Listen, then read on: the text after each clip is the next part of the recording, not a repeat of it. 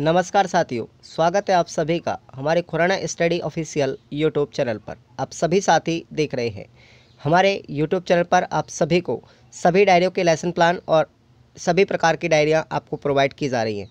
तो आप सभी साथी यहां से आप लोग परचेज़ कर लेंगे। जो करना चाहता है, किसी को कोई दबाव नहीं है, आप अपनी इच्छा से भी बना सकते हैं। चलेगा, आज के हम लेसन प्लान की तरफ बढ़ते हैं। आज का हमारा लेसन प्लान है जंतुओं में जनन, ठीक है ना। तो ये जीव विज्ञान का लेसन है, ठीक है। क्लास 8 हो जाएगी आपकी। तो आप लोग इस जंतुओं में जनन अगर प्रकरण आपको दिया गया है तो किस तरीके से बनाएंगे, आपको पूरा का पूरा पैटर्न हमारी डायरियों का हमारे एप्लीकेशन पर दिया गया है। डिस्क्रिप्शन बॉक्स में उसकी लिंक दी गई है, आप लोग डाउनलोड कर लीजिएगा और परचेज़ कीजिएगा। अपनी PDF के माध्यम से आप लोग पूरा कंटेंट बना सकते हैं बेहतर कंडीशन के साथ, ठीक है ना। चलिए अब हम बात करते हैं इस जंतुओं में जनन प्रकरण के ऊपर किस तरीके से आप लोग पाठ योजना बनाएंगे।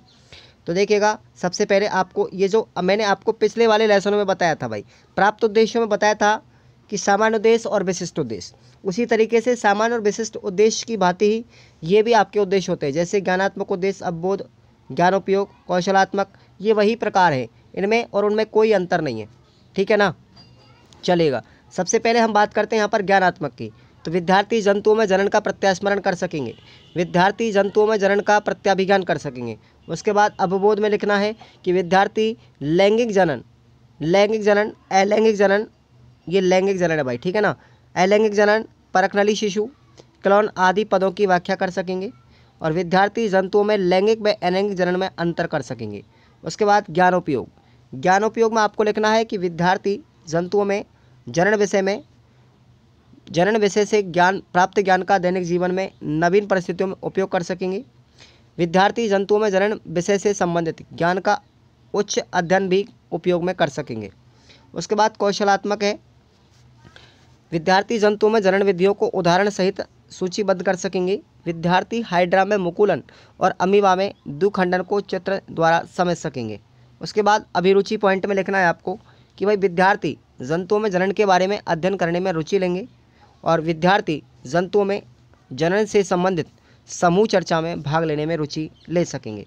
उसके बाद अभिवृत्ति पॉइंट में लिखना है कि विद्यार्थी जंतुओं में जनन विधियों से जुड़े वैज्ञानिक तथ्यों के प्रति विश्वास प्रकट कर सकेंगे। अगला पॉइंट है कि विद्यार्थी जंतुओं में जनन से संबंधित तथ्यों के प्रति सकारात्मक दृष्टिकोण उत्पन्न कर सकेंगे। उसके बाद आपको लिखना है शिक्षण सहायक सामग्री। शिक्षण सहायक सामग्री में आपको लिख देना है कि भाई लपेट फलक, चाक, डस्टर, संकेतक, चार्ट, समस्त कक्षा उपयोगी शिक्षण सामग्री। शिक्षण विधियां हो जाएंगी हमारी व्याख्यान, प्रश्नोत्तर और प्रदर्शन। पूर्व ज्ञान में आपको लिखना है कि विद्यार्थी जंतुओं में जनन के विषय में सामान्य जानकारी रखते हैं। उसके बाद आपको प्रस्तावना प्रश्न बनाना है। किस तरीके से आप लोग प्रस्तावना प्रश्न बनाएंगे, आप लोग इस 3 कॉलम को अपने पेज में 3 कॉलम बना लेंगे। क्रम संख्या, छात्र अध्यापक कथन और छात्र छात्रा क्रिया। आपको छात्राध्यापक कथन में लिखना है कि यीस्ट को पानी में डालकर थोड़ी देर रखने पर क्या होता है, बच्चे कहेंगे उनकी संख्या में वृद्धि हो जाती है। दूसरा प्रश्न पूछा जाएगा कि यीस्ट की संख्या में वृद्धि किस प्रक्रिया के कारण होती है, आंसर हो जाएगा आपका जनन के कारण। क्वेश्चन नंबर 3 है कि यीस्ट में इस जनन को क्या कहते हैं, आंसर हो जाएगा मुकुलन। क्वेश्चन नंबर 4 है मुकुलन जनन की कौन सी विधि है, आंसर हो जाएगा आपका अलैंगिक जनन। क्वेश्चन नंबर 5 है कि जनन में जंतुओं में जनन किस प्रकार होता है, तो ये आपका आंसर नहीं दे पाएंगे बच्चे, एक समस्यात्मक प्रश्न हो जाएगा। क्लियर। अब इसी समस्यात्मक प्रश्न को लेकर के हम आपको उद्देश्य कथन बताएंगे कि बच्चों आज हम जंतुओं में जनन के बारे में विस्तार से अध्ययन करेंगे। क्लियर। आगे बात करते हैं। अब आपका आता है प्रस्तुतिकरण, और आपको प्रस्तुतिकरण में इस तरीके से ये पूरा बनाना है पैटर्न। अच्छे से एक बार ध्यान से देख लीजिएगा, ठीक है ना। इस तरीके से आप लोग बनाएंगे पूरा का पूरा। यहाँ पर आपको छात्र अध्यापक कथन में लिखना है, ठीक है ना। क्या लिखना है, सबसे पहले शिक्षण बिंदु में आपको लैंगिक जनन पॉइंट डालना है। अब आपको यहाँ पर विकासात्मक प्रश्न बनाने हैं। क्या बनाना है, विकासात्मक प्रश्न बनाने हैं। क्लियर। चलिए अब आपको पूरा बता देते हैं हम। विकासात्मक प्रश्न पहला क्वेश्चन होगा, स्त्री केसर एवं पुंकेसर के युग्मन से क्या बनता है, बच्चे कहेंगे युग्मनज बनता है। दूसरा प्रश्न है, इस प्रकार युग्मनज बनने की क्रिया को क्या कहते हैं, भैया इसको लैंगिक जनन कहते हैं। जंतुओं में लैंगिक जनन किस प्रकार होता है, तो इसका आंसर बच्चे नहीं दे पाएंगे। विधि हो जाएगी प्रश्नोत्तर विधि। यह श्याम पट्ट कार्य को आप लोग लिख देंगे जो मैंने लिख रखा है। उसके बाद आप स्पष्टीकरण देंगे कि जंतुओं में नर तथा मादा में विभिन्न जनन भाग होते हैं। जंतु में भी नर तथा मादा युग्मनज बनाते हैं। जंतु में भी नर और मादा युग्मनज बनाते हैं। ये युग्मनज विकसित होकर के एक नया जीव बनाते हैं। लैंगिक जनन कहलाता है। सभी उचित स्तर के जंतुओं में लैंगिक जनन होता है और कुछ जंतु शिशु को जन्म देते हैं जिनको हम जरायुज कहते हैं, जैसे कुत्ता, बिल्ली, बंदर, मनुष्य आदि। कुछ जंतु देते हैं, जो जंतु शिशु कुछ अंडे देते हैं, यहाँ पर अंडे कर लेना आप, जो अंडे देते हैं उनको अंडप्रजक कहते हैं, जैसे मेंढक, छिपकली, सर्प इत्यादि। ठीक है ना।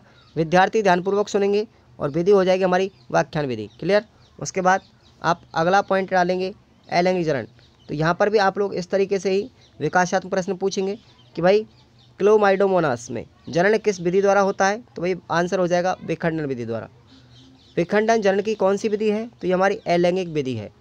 जंतु में अलैंगिक जनन किस प्रकार होता है, तो बच्चे उत्तर नहीं दे पाएंगे, प्रश्नोत्तर विधि हो जाएगी हमारी। उसके बाद स्पष्टीकरण आपको लिखना है कि अत्यंत छोटे छोटे जंतु जैसे हाइड्रा, अमीबा में अलैंगिक जनन होता है। ऐसा जनन जिसमें केवल एक ही जनक नए जीव को जन्म देता है अलैंगिक जनन कहलाता है। हाइड्रा में मुकुल से नया जीव विकसित होता है। हाइड्रा में एक या अधिक उभार मुकुल कहलाते हैं। इस जनन को मुकुलन कहते हैं। अमीबा एक कोशिकीय जीव होता है। इसमें केंद्रक के दो भागों में विभाजन से क्रिया प्रारंभ होती है। उसके बाद कोशिका भी दो भागों में बढ़ जाती है, जिसके प्रत्येक भाग में केंद्रक होता है।